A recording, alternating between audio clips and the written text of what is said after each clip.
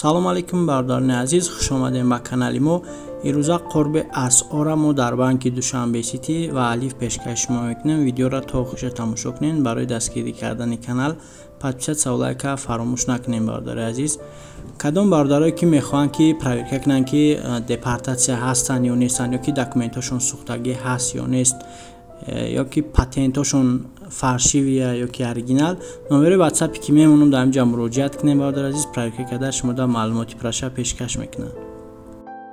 имрӯза қурби асъор дар банки Алиф ва Душанбе Сити қариб ҳарчун як хела буданд бародари азиз. чӣ хеле ки мебинед 1000 рубли русӣ харидориш 129 сомон, фурӯшаш 132 сомон аст.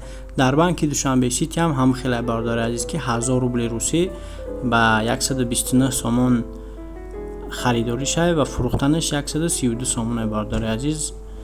ҳаррӯза қурби асъор дар кадом банкҳое ки баланд аст бародари азиз мо пешкаш шумо мекунем. шумо фақат дар комментария фикротонро бинависонед. ҳазор омади калом барои дастгириётон.